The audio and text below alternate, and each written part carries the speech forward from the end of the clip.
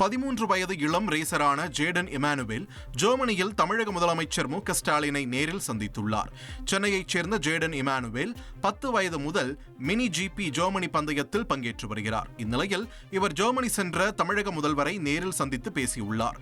இவரது சாதனைகளை கேட்டறிந்த தமிழக முதலமைச்சர் இன்னும் நிறைய வெற்றிகளை இந்தியாவிற்கு கொண்டு வர வேண்டும் என அறிவுறுத்தினார்.